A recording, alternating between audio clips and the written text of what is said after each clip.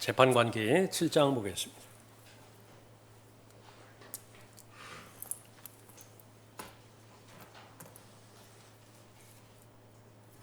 하나님께서 기드온을 재판관으로 들어 써시는 그 장면이죠. 6장, 7장 계속되어집니다.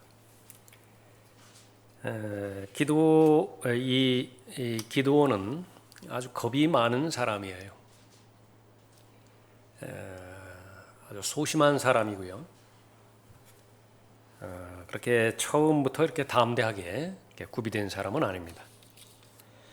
그러나 하나님의 은혜라고 하는 것은 또 하나님께서 선정하신 사람에 대해서 그 사람의 믿음의 분량에 맞게 또 기질이나 성품에 맞게 아주 최상으로 대하신다라고 하는 사실입니다. 그러니까 좌절하지 않게도 만들지만은요, 낙심하지 않게도 만들지만은, 그러나 그 가운데서 한 걸음 더 내디딜 수 있도록 그렇게 격려하시고 독려하시는 것이죠. 처음에는 개인적으로 만나 주십니다.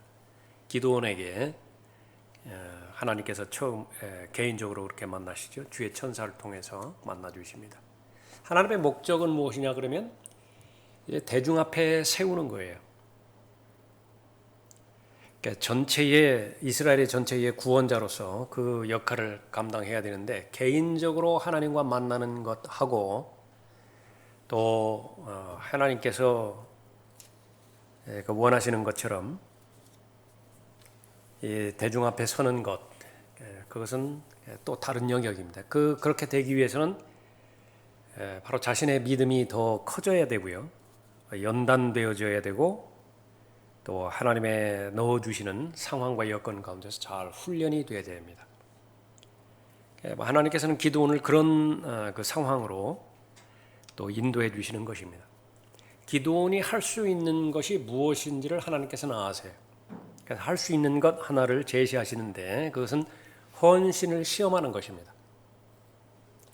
가정에서 일어나는 해결할 수 있는 문제를 하나 기드온에게 명령을 하시는 것인데, 그 아버지가 세웠던 바알 그 신당 있죠, 아세라, 그 부분을 헐어버리라고 말씀하시는 거죠.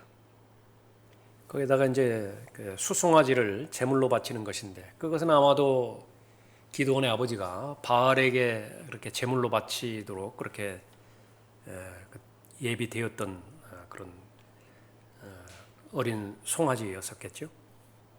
그런데 바알은 이 기드온은 그 하나님의 말씀에 순종을 합니다. 그런데 이번에도 온전하게 아주 담대하게 이렇게 바람직스럽게 순종한 것이 아니죠.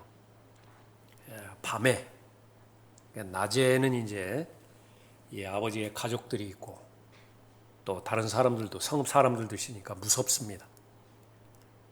그러니까 그 무서운 가운데서 하나님의 말씀을 내가 마음에 잡고 있는 것이죠. 혼자 가지도 못하죠. 10명이나 이제 데리고 갑니다. 그러나 결국은 해내요. 그래서 처음에 하나님께서 이렇게 헌신을 시험하셨을 때에 거기에 합격이 되어지는 것입니다. 그것이 이제 6장에서 우리가 살펴봤었던 그런 그 부분이죠. 점차 이제 하나님께서 쓰임을 받기 위해서는 담대함으로 잘 구비가 되어야 되는데, 그래서 아주 비밀리에 믿는 사람들, 이제 시작은 그렇게 될 수 있어요.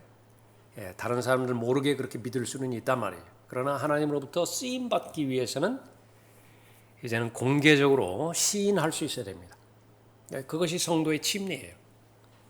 내가 침례에 순종한다라고 하는 것은 하나님은 물론이고 천사들은 물론이고 회중들도 있고 또 세상을 향해서 나는 이제 그리스도인이라고 하는 것을 공개적으로 내 신분을 확인하는 것이죠. 알리는 것이 그렇게 하고 공개적으로 그리스도인의 삶을 사는 것을 말하는 것입니다. 그러면 이제 하나님께서 쓰시기 시작하는 것입니다. 하나님께서 사용하시는 것이죠. 7장에 들어와서는 이제 하나님께서 이제 군사를 선별을 하시는 것인데 제일 처음에는 이제 3만 2천 명부터 그 시작이 되어집니다. 근데 그 3만 2천 명을 하나님 보시기에는요 마음에 안 드세요. 그 수는 엄청나게 많은데 그 전에 이 바락에게 함께했던 그 수가 10,000명이었거든요. 그거에 비해서는 훨씬 더 많죠. 그 3만 2천 명인데 그 싸울 수 있는 사람이 없어요. 하나님 보시기. 그러니까 추리락. 그래서 2만 2천 명 떼어보내고요.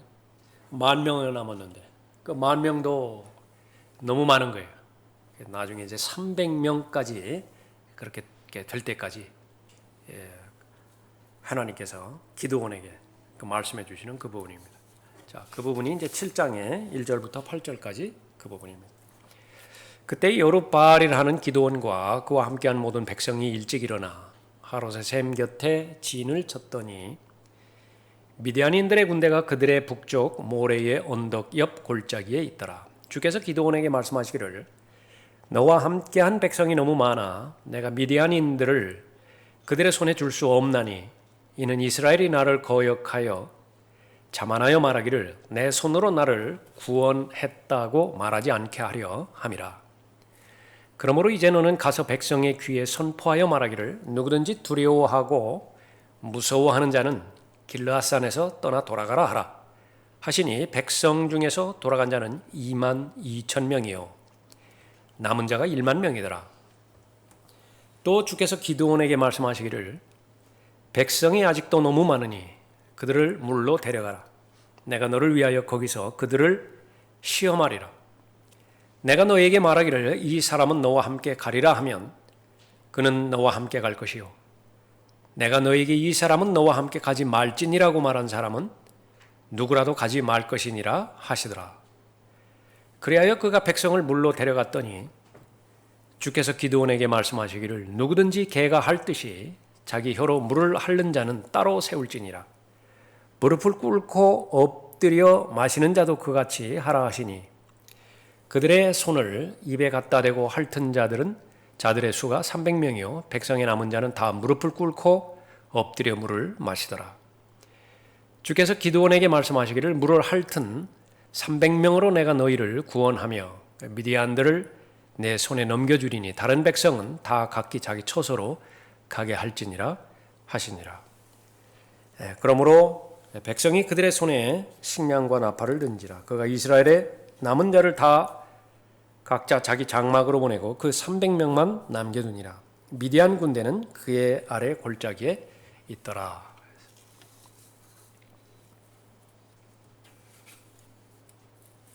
조금 전에 우리가 살펴보았던 것처럼 이제 기드온은 군사들을 모집하기 위해서 나팔을 불죠.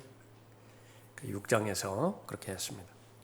그래서 거기에 아비에셀 사람들이라든지 므낫세의 나머지 사람들, 아셀, 스불론, 납탈리 사람들이 이렇게 모였습니다. 수를 봤더니 3만 2천 명이었어요.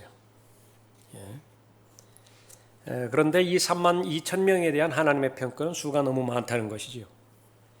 수가 너무 많기 때문에 미디안인들을 손에 넘겨줄 수 없다 말씀하십니다. 이것은 우리 기준하고는 다르죠. 인간의 기준하고는 다른 기준입니다. 그러니까 많으면 많을수록 좋을 텐데 하나님께서는 전혀 그렇지 않것입니다. 모든 전투의 목적,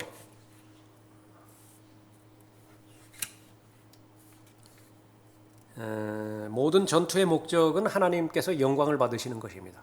하나님께서는 전쟁을 주관하시고 또 친히 전사가 되셔서 하나님께서 그 전쟁을 치르시고 승리를 쟁취하실 텐데 그 영광을 하나님께서 받으시는 것이 이제 목적이에요. 하나님께서 싸우셨고 하나님께서 승리하셨다. 그러나 이 수가 많아버리면 바로 하나님을 거역해서 교만해서 자만해서 해서는 안 된 말을 그렇게 하는 것입니다. 우리 힘으로 이겼다. 하나님을 배제시키는 것입니다. 그래서 하나님께서는 수가 많은 것에 대해서는 부정적이세요. 모든 사람이 다 구원을 받기를 원하시지만은 그 구원받은 사람이 하나님의 말씀으로 잘 무장되어지고 또 잘 공부해서 하나님으로부터 쓰임 받는 사람이 되어지길 원하는 것이지요. 그래야 구원받은 것이 의미가 있는 것입니다. 진리를 실행하고 또 진리를 수호하는 것은 항상 소수였습니다. 그래서 하나님의 경륜 가운데서 봤을 때 다수가 진리를 실행했던 경우는 없습니다. 그런 부분에 있어서 우리가 가지는 염원이라고 하는 것은 소수라 하더라도 내가 거기에 속하기를 바라는 것이죠. 3만 2천 명으로 시작했는데 300명이 남았어요. 거의 10분의 1 수준으로 떨어진 것이죠. 그 가운데 이렇게 참여하는 것입니다. 원리는 무엇이에요? 스가랴 4장 6절에 있는 것처럼 힘으로도 아니요 능력으로도 아니며 오직 나의 영에 의해서니라 만군의 주가 말하노라. 힘과 능력, 사람의 힘과 사람의 능력을 말하는 것이겠죠. 그러나 그것이 아니라 하나님의 능력, 하나님의 영에 의해서라 언급하고 있습니다. 요나단이 한 말이죠. 사무엘상 14장 6절에서 주의 구원하심은 사람의 많고 적음에 제한받지 않기 때문이라. 그래서 성경에서 말하는 다수는 내가 하나님을 소유했으면, 내가 하나님 편이면 그 사람이 다수예요. 그러나 아무리 많다 하더라도 하나님이 배제되었으면 그것은 의미 없는 숫자라고 하는 거죠. 시편 20편 7절에서도 어떤 이들은 병거들을 의지하고 어떤 이들은 말들을 의지하나 우리는 주 우리 하나님의 이름을 기억하리로다. 이스라엘의 왕들에게 계속해서 경고했던 말씀 가운데 세 가지 중에 하나가 말들을 늘리지 말라고 그랬죠. 군사력입니다. 왜 그런 것이냐 그러면 이스라엘은 처음부터 하나님께서 선택하신 백성인데 그 기준은 수가 적기 때문에, 연약하기 때문에 선택의 대상이 된 거예요. 그리스도인도 마찬가지입니다. 내가 예수 그리스도를 믿는 데 있어서 나는 절대적으로 예수 그리스도가 필요합니다. 예수 그리스도 없으면 나는 불가능합니다. 자기 한계점이죠. 그 자기 한계점에 도달했을 때에 예수 그리스도를 영접할 수 있어요. 그런데 무언가가 좀 믿는 구석이 있고요.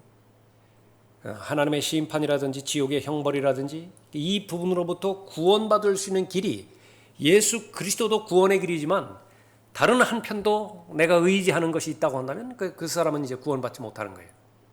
그래서 마음으로 믿는다라고 하는 것은 바로 예수 그리스도만이 하나님의 심판과 지옥의 형벌로부터 구원해 줄 수 있는 유일한 길이라고 하는 것을 내가 붙잡는 것이죠. 하나님만을 의뢰하는 것입니다. 그 뒤로 이스라엘이 어디에서 실패할 것인지를 하나님께서 아시는데 지금까지 하나님을 의뢰하고 하나님을 신뢰하다가 잘하다가 이제는 하나님을 반만 섬기는 것입니다. 우상숭배라고 하는 것은 하나님을 완전히 배제시켜버리고 그 바알만 숭배하고 그러는 것이 아니라 하나님도 섬기면서 바알도 섬기는 거예요. 그러면 그것은 하나님을 부인하는 것이죠.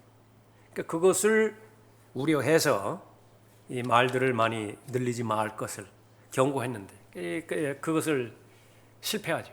심지어는 하나님의 마음과 일치된다라고 하는 다윗마저도 거기에서 실패해버립니다. 자신의 군사력을 그렇게 믿게 되어버린 것이죠. 많은 군대로 구원받은 왕이 없으며 막강한 힘으로 구제받은 용사도 없느니라.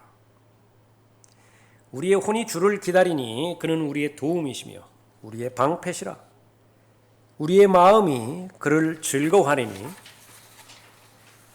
이는 우리가 그의 거룩한 이름을 신뢰했기 때문이라. 시편 33편 16절 그리고 20절 21절 말씀입니다.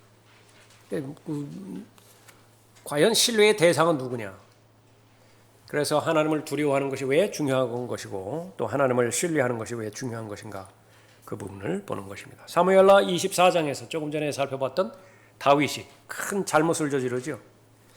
하나님께서 분명하게 수를 세라고 하는 경우에는 세면 돼요.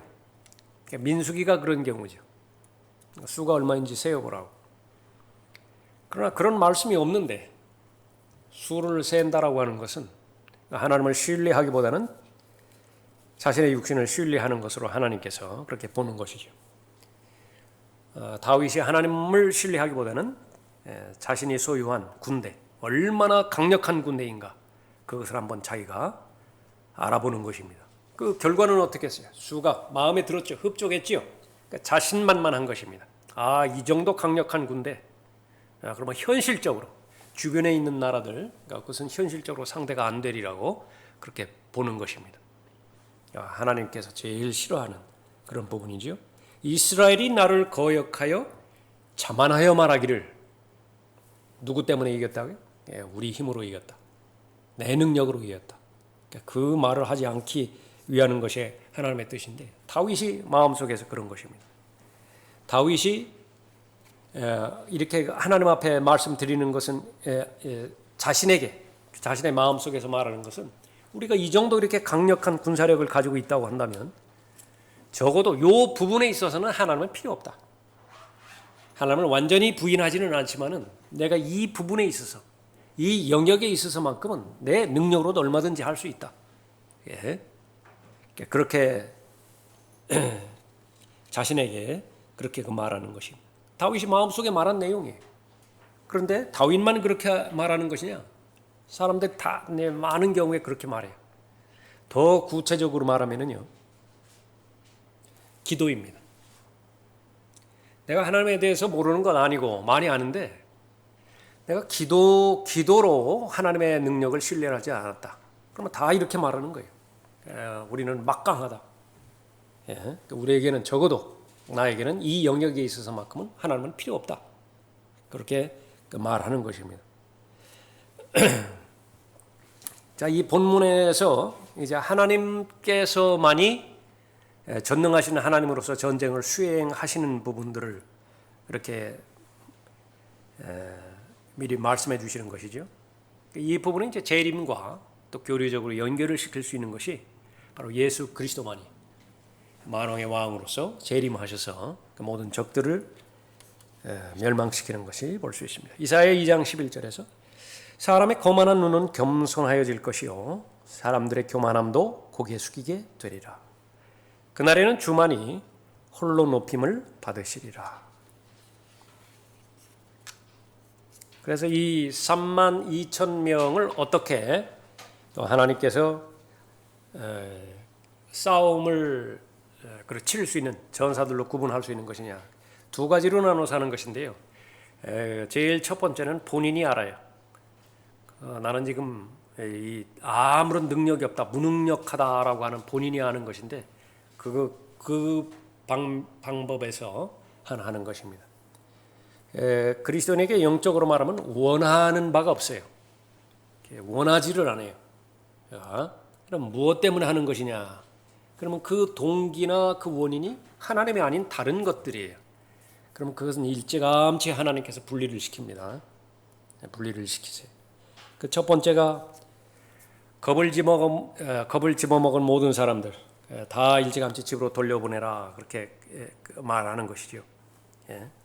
이것은 이 율법에도 나와 있는 그런 기준이었습니다. 신명기 20장 8절에서 더 나아가 관원들은 백성에게 일러 말하기를 겁에 질리고 낙담하는 자가 있느냐, 그는 자기 집으로 돌아갈지니 그의 형제들의 마음이 그의 마음과 같이 되지 않도록 하려 함이라. 이건 없는 이만 못합니다. 수가 중요한 것이 아니에요. 전투력이 집중돼서 이제 향상이 되어야 되는데, 그 전투력을 가장 헐어버리고 또 허무는 역할은 적에게 달려있지 않았어요. 아군의 사기에, 전투력에 달려있는 것인데 따라오지 못하는 자들입니다. 따라오지 못하는 자들. 무슨 전쟁이 이렇게 벌어지면은 명령이 떨어졌는데, 진군 명령이 떨어졌는데 그 두려움에 휩싸여야 되고 뒤로 돌아가는 병사들이죠. 그러면 그 병사들을 처리해야 되는 장교들이 뒤에 또 따라간다고요. 그러니까 뒤돌아오면은 그냥 쏴 죽여버리는 거예요. 1차 대전, 2차 대전 때도 있었고, 6.25 전쟁 때도 그렇게 있었다고 그렇게 간간 그렇게 들리기도 하죠. 그러면은 집중해서 적을 향해서 싸워야 되는 그런 부분에 이거 막 처리하느라고 분산이 되기도 한다. 그런 것은 전혀 도움이 되지 않는다 그랬죠. 패튼 장군이 하는 말입니다. 겁쟁이는 전염된다. 강력한 이 영향력이 있습니다. 팬데믹, 바이러스만 전염되는 것이 아니라 사기, 그것도 전염된다라고 하는 것입니다. 하나가 도망가면 그것을 보고 있는 동료 마음이 흔들릴 수밖에 없는 것이죠. 거기에 영향을 받아서 두 사람이 도망가면 이제 전체가 다 영향을 그렇게 받는 것입니다. 그래서 그 전투력을 상실하는 것은 바로 시간 문제라 그렇게 말하는 것입니다.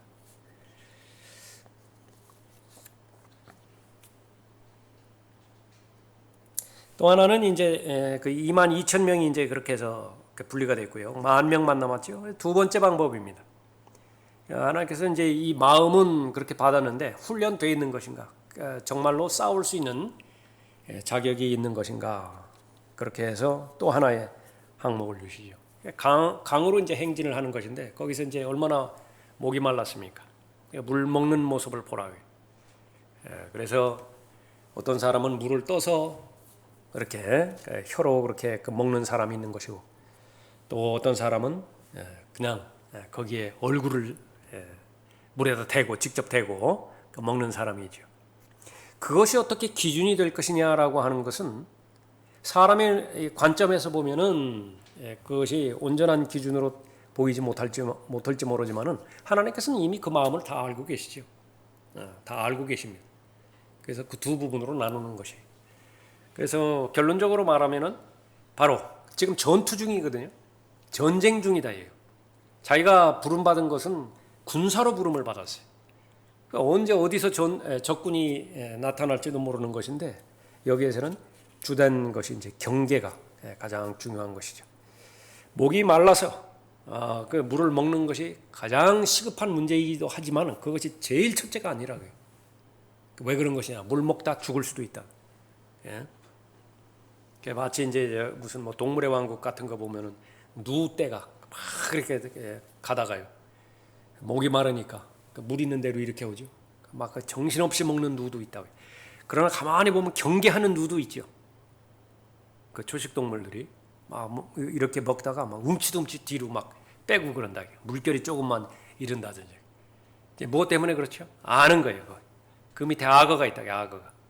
그런데 그거 전혀 신경 쓰지 않고 그냥 목마르다고 해서 물만 그래 보면은 그냥 와가지고서 그 입을 물어가지고서 물 속으로 들어가는 것이죠. 예. 그러니까 그거하고 거의 비슷한 것 같아. 그래서 그렇게 10,000명 남았는데 그 10,000명 가운데서도 어떤 사람들이 있는 것이냐? 자기 배에 전적으로 관심 있는 사람들 그렇게 했습니다. 거기 전도서 6장 7절 말씀이죠. 사람의 모든 수고는 자기 입을 위한 것이지만 식욕은 채워지지 않는도다. 이게 먹는 문제입니다. 먹는 문제가 생애 가운데서 제일 첫 번째다. 그러니까 다시 말하면 의식주가 삶의 목적이다. 그러면 하나님으로부터 쓰임 받지 못해요. 의식주는 두 번째입니다. 여긴 똑같아요. 전쟁에 있어서 최고는요 승리예요. 승리가 제일 그 관점이지 이게 갈증을 해결하는 것이 제일 첫 번째 목적이 아닌 것이다. 그러나 그 성경에서는 바로 하나님을 섬긴다라고 하면서 실제적인 동기와 목적이 자기 배를 채우는 것이 사람들이 많이 있다고 말씀하시죠. 로마서 16장 18절에서 그러한 자들은 우리 주 예수 그리스도를 섬기는 것이 아니라 자기들의 배를 섬기는 것이니. 디모데후서 3장에서 많이 말씀하셨어요. 하나님의 사랑, 그것이 온전하게 유지가 되어야 하나님을 섬길 수 있는 것인데 그 하나님의 사랑이 다 왜곡돼 버렸어요. 하나님 자리에 자기가 앉아버렸죠. 자기 만족을 위해서 또 자기 성공을 위해서 자기가 실력이 있다라고 하는 것을 증명하기 위해서 그런 동기가 되어서 하나님과 동행한다고 하고 또 하나님의 사역에 참여한다고 했다고 한다면 그건 실격이라. 실격 처리예요. 또 빌립보서 3장 19절에서는 그들의 하나님은 자기들의 배요 그랬죠. 십자가의 원수들입니다. 구원받은 사람들 가운데서도 하나님의 나라와 하나님의 의를 우선순위에 두지 않은 채에 다른 것들을 동기가 되어서 하나님 사역으로 그렇게 한다고 한다면 그것은 바로 십자가의 원수들이라 그렇게 말하고 있는 것입니다. 무릎을 꿇고 물을 훑어마신 사람들은 단지 하나만 생각했다. 물로 배를 채우는 것이고 가능한 한 짧은 시간에 더 많이 물을 마시는 것만 생각했다. 오로지 하나만 생각한 것입니다. 그래서 그 나머지 사람들은 경계에 깨어 있는 사람이죠. 언제 어디서 적이 나타났다 하더라도 즉각적으로 방어할 수 있는 준비가 되어 있는 사람이라 그렇게 보는 것입니다. 그래서 만약에 그 상황 가운데서 그 시간에 적들이 출몰했다. 그러면 300명을 제외한 9,700명은 그냥 죽는 거예요. 사로잡히든지. 300명만 제대로 반응을 하게 하는 것이죠. 우리가 배워야 될 교훈은 무엇입니까? 지금 대전제는 전쟁 중이에요. 그러니까 목적을 잃어버리면 안 된다. 그런데 아주 쉬워요. 이 목적을 잃어버리면요, 의식주가 목적이 돼버리는 거예요. 그래서 더 한 걸음 더 나가면 더 속기 쉬운 것이 교리는 전천년주의 교리를 가지고 있는데 생활 방식은 후천년 무천년주의 생활 방식을 가지고 있는 사람들이에요. 이건 끊임없이 본인이 확인해야 돼요. 끊임없이. 그런 사람의 특징은 항상 배우지만 진리에는 이르지 못해요. 그 부분을 알아야 됩니다. 자, 그럼 한번 체크해 봅시다. 나는 그러한 사람인가 그러지 않은 사람인가. 우리가 하루하루 살아가는데 별의별 일들이 다 일어나요. 그 일들은요, 나에게 아주 기쁨이 되어지는 일들도 있어요. 그 가운데서요, 우리가 이 말씀의 기준에서 비춰봤을 때 너무 기뻐하는 것은 별로 안 좋아요. 너무 기뻐한다고. 그래서 내가 하나님의 말씀으로 거듭났고 하나님의 말씀으로 계속해서 하나님의 말씀을 공부해 나가면서 그러니까 목적을 모셔내면 계속 쓰임 받는 것이죠. 나에게 하나님께서는 기질도 주셨고 나에게 은사도 주셨고 나에게 계속 하나님의 말씀을 공부해 나가면서 이제 성품도 계속해서 개발되어져 나가고 있어요. 하나님께서 너무 아름답게 위대하게 사용하실 것이라고요. 그러니까 그것이 기쁨이죠. 나에게는 기쁨이라고요. 그런데 그러한 과정 가운데 갈 때에 이제 그런 세상에서라든지 아니면은 뭐 가정이라든지 아니면은 자신의 그 계획이 성취됐다라고 한다든지 그런 것들이 있을 거 아니겠어요? 그러면 그 저울에 달아보라. 내가 구원받은 것과 하나님으로부터 계속 쓰임 받는 것과 또 하나님께서 나를 도구로 사용하셔서 하나님께서 기뻐하시고 영광을 받으시는 것인데 그 기쁨이잖아요. 성령 안에 있는 의와 화평과 기쁨이라. 그러니까 그것에 대조를 했을 때에 비교를 해봤을 때 더 커져 버렸다. 그럼 잠시 멈춰야 돼요. 잠시 멈추라고. 그래서 돈 많이 번다고 해서 너무 기뻐하면 안 돼요. 안 좋다게. 그거 막 전 세계를 막 전 세상을 다 얻은 것처럼 막 기뻐하는 그런 그 부분들이 있다. 자녀 교육 중요한 것에 틀림없어요. 그러니까 자녀가 잘 됐어요. 원하는 대학에 합격도 하고 원하는 진로에 그렇게 잘 승승장구하고 또 원하는 가정도 잘 갖고요. 그에 대한 기쁨 하나 하고요. 자기가 하나님 앞에 영적으로 다가갔을 때 하나님께서 베풀어 주신 복들이 있잖아요. 비교해보라고요. 비교해보. 그러니까 자식으로 말미암는 기쁨이 더 커져 버린다고 한다면 그 본문의 말씀이 이제 적용이 되어지는 것입니다. 자, 그런 그 부분들은 별 문제, 실상은 별 문제가 안 될 거예요. 현실적으로 기뻐하는 것은 다 하나님 앞에 감사드리면 되는 것이고 하나님께서 또 원하시는 것은 번성하기를 원하니까요. 계속 하나님의 자녀가 성공하기를 원하니까. 문제는 이제 두 번째인데요. 이 세상을 살아가다가 지금 난관에 부딪혔어요. 아주 어려움에 봉착했습니다.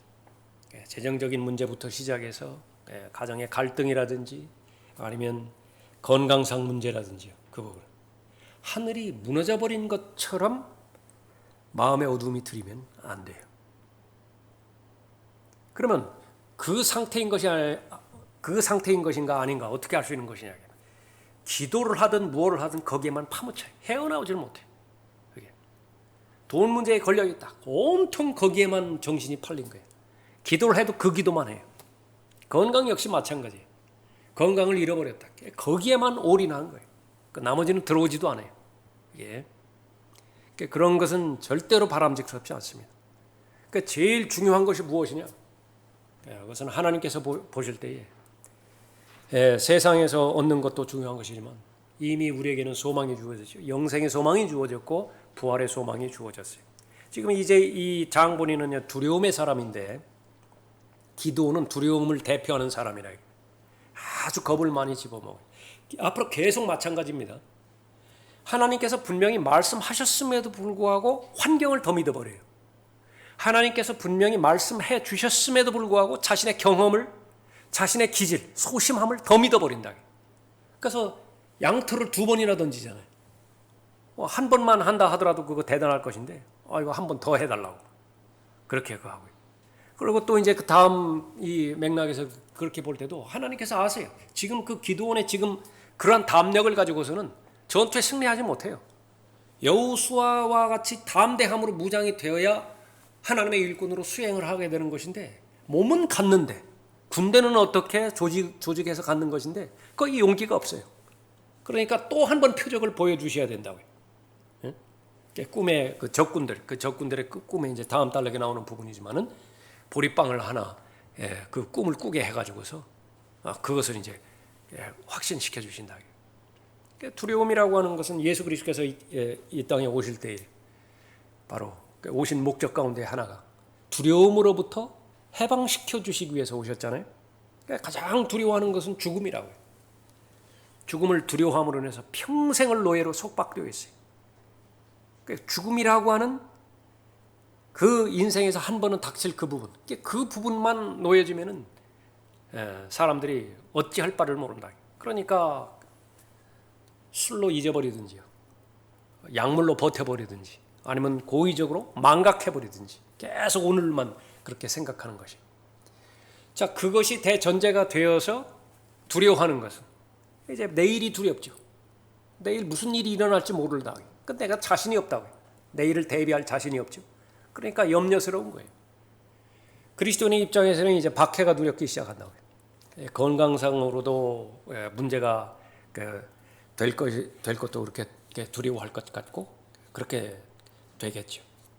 그런 그 부분에 있어서 하나님의 말씀을 가장 신뢰할 수 있는 것인가 그렇게 보는 것입니다.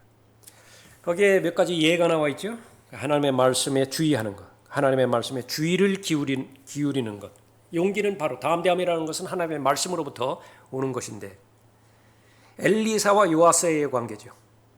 엘리사가 이제 죽을 때에 왕을 부르죠. 요아스 왕을 불러서 활과 화살들을 그렇게 가져오라고. 그래서 쏘라고 하죠. 동쪽을 향해서 쏘라고 했는데 그것은 시리아였습니다. 근데 엘리사가 분명하게 말해요. 열왕기하 13장 17절에서 주의 구원의 화살이요 시리아로부터 구원하시는 화살이다. 그렇게 해야겠다. 이것이 이제 건성으로 들어버렸어요. 그래서 그 다음에 엘리사가 화살들을 손에 쥐고 땅을 치라고 그랬죠. 3번 쳤다고요. 그랬더니 엘리사가 아주 책망을 합니다. 바보 같은 짓을 했다고. 당신만큼 어리석은 사람이 어디 있느냐고. 왜 그러느냐고. 그 시리아와 전쟁이 벌어졌어. 땅을 3번 쳤으니까 3번밖에 이기지 못한다고. 그거 진작에 말해주지 않았느냐고. 말 안 해줬어요? 말해줬다. 말해줬어요. 근데 주의를 기울이지 않았기 때문에 그런 것입니다. 또 하나는 이제 베드로의 경우죠.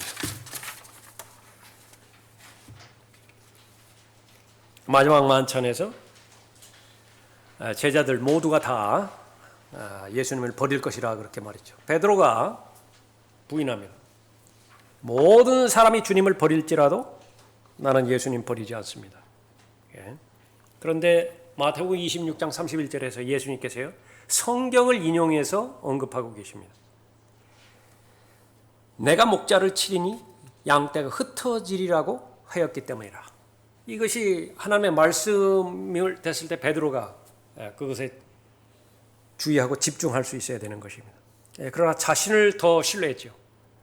환경을 더 신뢰하고 자신의 기질을 더 신뢰한 것입니다. 다른 사람 다 실족한다 하더라도 나는 결코 실족하지 않을 것입니다. 그 말은 무엇이냐면 예수님께서 조금 전에 성경을 인용해서 목자를 치면 양들이 다 흩어질 것이라고 말씀하셨는데 성경에 그렇게 기록되었다 하더라도 저는 제외입니다. 그 성경에서 나는 제외입니다. 이건 그 성경을 읽는다든지 설교를 듣는다든지 그렇게 됐을 때 다 적용될 수 있는 부분이죠. 그 설교는 왜 듣는 것이냐? 나를 향해서 설교하는 것인데 자꾸 다른 사람 생각이 나요. 이 말을 그 형제가 들었다고 한다면 많이 찔림을 받겠지. 막 속으로 그렇게 생각한다든지, 아니면 그 사람이 여기 없는데 그 사람이 꼭 들었어야 되는데 그런 것은 의미가 없는 것입니다.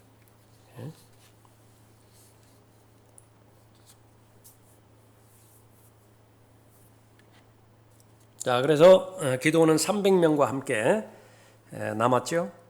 이렇게. 그래서 이제 저기 나중에 살펴보면은 13만 5천 명에 대항해서 싸우는 전쟁입니다. 비율로 따져봤더니 일당 450이에요. 450명의 그 적을 상대해서 그렇게 가야 되는 것입니다.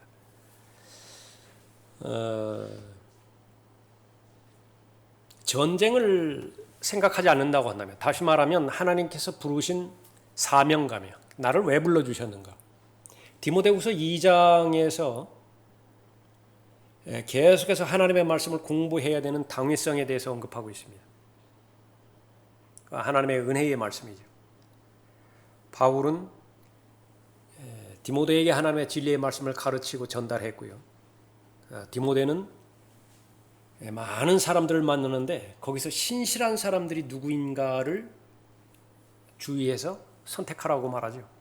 신실한 사람들에게 똑같이 나에게 배운 모든 것들을 다 전달하라. 그리고 또 다른 사람들도 그렇게 할 것이에요. 근데 그것이 하나님의 은혜예요.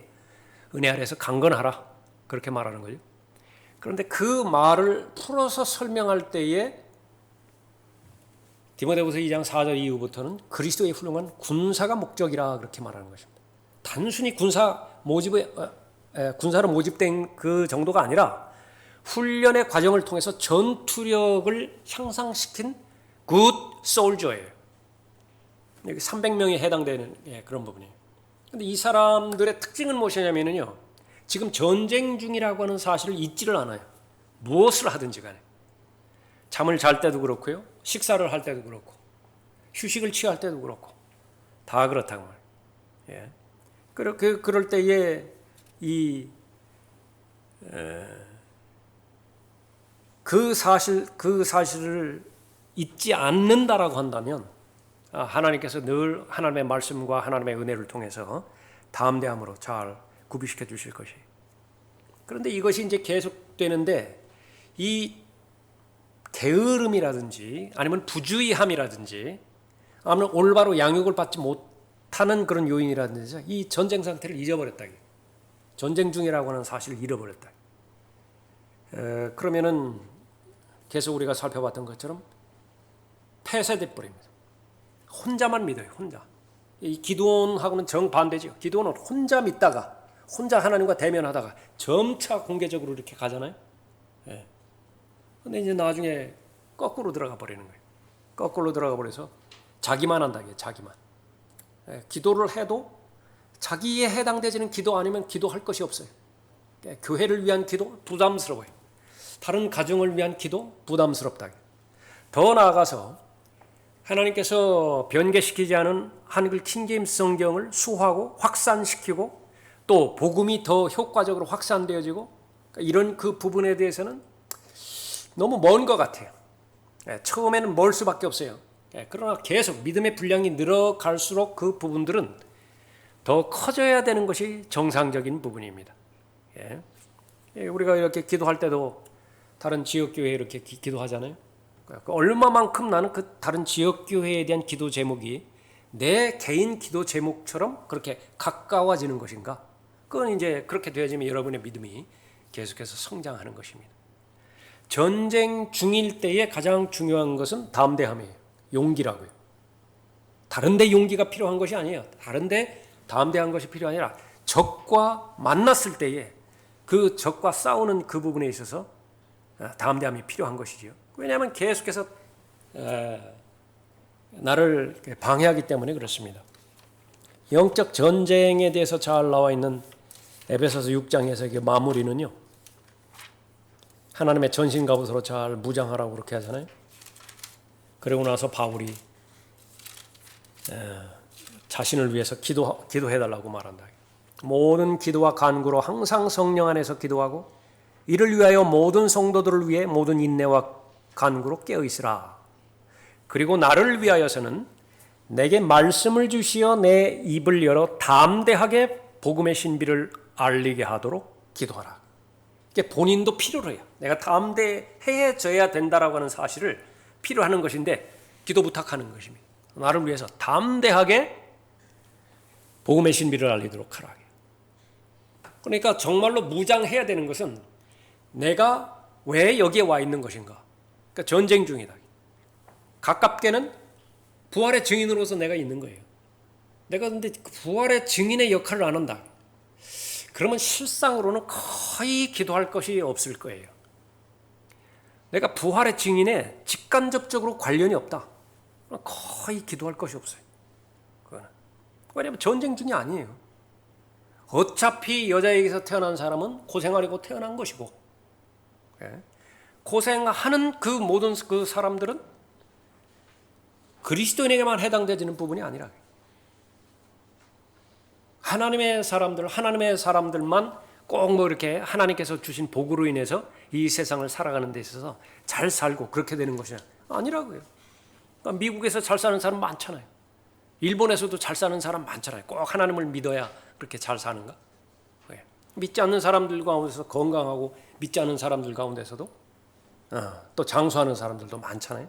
그러니까 우리가 찾아야 되는 그런 부분들은 무엇이냐면 하나님께서 나에게 말씀해 주셨을 때 나는 어떤 전쟁에 지금 참여하고 있는 것인가? 그 전쟁을 수행하는 데 있어서 가장 필요한 것, 절대 필요한 것은 용기이고 담대함이라. 그러니까 요수아에게 계속 말하다. 담대하라, 담대하라. 용기를 가지라, 용기를 가지라. 근데 지금 내가 전쟁과는 거의 무관한 삶을 살고 있다. 무슨 용기가 필요하죠? 무슨 담대함이 필요하냐? 자, 그 부분과 그 관련돼서 우리가 들림받아 올라갈 그때까지 우리는 전투하는 교회임을 우리가 명심하는 것이죠. 그래서 늘 자기 자신, 육신의 정욕과 안목의 정욕과 생의 자랑, 이 부분과 싸워야 되고요. 거기에 용기가 필요하다고. 왜 용기가 필요한 것이냐? 왜 이 하나님을 두려워하지 못하고 오히려 직장을 더 두려워하고요. 하나님을 두려워하지 못하고 오히려 이 세상을 더 두려워하는 것이냐? 공급에 대한 두려움이 있어요. 직장을 소홀히 하고 막 이렇게 되는 대로 살고 그건 객기예요. 그리스도는 철저하게 성실해야 되고 철저하게 부지런해야 되고 누구보다도 직장이면 직장 생활, 또 사업이면 사업, 그 책임지고 잘 해내야 되죠. 그래야 그리스도인이죠. 그런데 마음의 중심에 하나님께서 나의 모든 필요를 알고 계시고 하나님께서 주체가 되셔서 예수 그리스도를 통하여 필요를 공급해 주신다라고 하는 것을 내가 잘 못 믿겠어요. 성경에 무수히 많은 약속이 있지만 기드온처럼 계속 양털 던진다. 이거 한번 확인해 주세요. 그 말이 사실이면 또 한번 확인해 주세요. 그러니까 여기에서도 또 그렇게 한다. 그렇게 되어진다고 한다면 이제 하나님께서 쓰시는 데는 한계가 있습니다. 그러니까 우리가 적용해야 되는 그런 그 부분들은 바로 하나님께서 인정하시는 담대함, 하나님께서 인정하시는 용기 있는 사람, 그 부분이 그 상태가 계속해서 유지돼야 되는 것인데 그 힘의 능력이 은혜로부터 나오는 것입니다. 하나님의 사랑으로부터 그렇게 나오는 것이죠. 예를 든 사람 여기 꼭 용기 있는 사람 자주 인용하는 부분이지만 라카말 목사님이 자신의 사역을 이끌어가는 데 있어서 네 사람의 이 멘토가 있었어요. 본받아야 될 사람들이 있었다. 네 사람. 그 중에 하나가 핍스 프릴러예요. 2차 세계대전 연합군이 노르망디 그 공격했을 때요. 명령이 떨어졌는데 비행기 뜨면서 그 명령을 받는 것이죠. 막아내라 그래요. 막아내라. 그때의 독일 그 비행기들은요. 전선이 2개 구축되어 있었는데 하나는 이 소련하고 그렇게 했었죠. 그 전선이 2개였었다. 그쪽으로 다 가버렸어요. 자기 하나 남았다. 하나. 떴는데 상대방 비행기 수가 몇 대냐고 하면 13,000대라고요. 13,000대. 그래가지고 고개 비양을 하는데 너무 낮게 날아가지고서 이 해변에 낮게 날아가지고 이 땅에 있는 사람들이 그 핍스 프릴러의 얼굴을 봤다잖아요. 얼굴을 기억하다가 거기서 죽지 않았어요. 1961년인가 그때 그렇게 죽었다고. 그래서 다른 곳에서 라크만 목사님이 다른 글을 쓰실 때 독일에 갔을 때요. 거기를 찾아가 보신 거예요. 핍스 프릴러 산 집을 한번 찾아가 봤다고. 얼마나 마음에 그렇게 감정했습니다. 그래서 라크만 목사님의 그 성경이라든지 아니면 노트라든지 그 앞에 핍스 프릴러를 잊지 말자. 핍스 프릴러를 잊지 말자. 근데 그 핍스 프릴러는 구원받지 못한 사람이에요. 구원받지 못한 사람이 완전히 미쳐버린 사람. 히틀러죠. 미쳐버린 사람에게 충성을 맹세한 거예요. 죽기까지 충성을 했다. 그러니까 그런 사람도 있는데 그런 용기와 그런 담대함으로 무장한 그런 사람도 있는데 만왕의 왕이시라고 부르고 만주의 주라고 부르는 창조주이신 그분께서 명령하셨는데 그 명령에 순종하는 상황을 봤을 때 그리스도라고 하는 그리스도인이라고 하는 사람들이라니 그러니까 그렇게 그런 상황이 지금 벌어졌다. 다른 어느 때보다도 용기와 담대함으로 잘 무장을 해야 되어지는 것입니다. 성공적인 인생, 정말로 의미 있는 인생, 그것은 내가 무엇을 해야 될 것이냐, 그것을 하나님께서 말씀을 통해서 나에게 알려주셨죠. 제일 먼저 알려주신 것이 전쟁 중이다. 구원받지 못한 때는 전쟁이 없어요. 다 같은 편이니까. 그러나 구원받았다라고 한다면 이제는 주적이 생긴 것이 세상과 내 육신과 마귀가 주적이라. 마귀는 마귀의 신학을 가지고 계속해서 공격하는 것입니다. 다른 사람 구원받지 못하도록 또 다른 복음과 또 다른 영과 또 다른 예수를 계속해서 왜곡시켜 가지고서 하죠. 그러니까 우리는 그것을 막아내고 있는 것이죠. 그 사명감 가운데 있을 때에 우리가 재판관기 6장, 7장 지금 공부하는 그런 모든 부분들이 의미가 될 것입니다. 자, 8절까지 했죠. 오늘 거기까지 하도록 하겠습니다.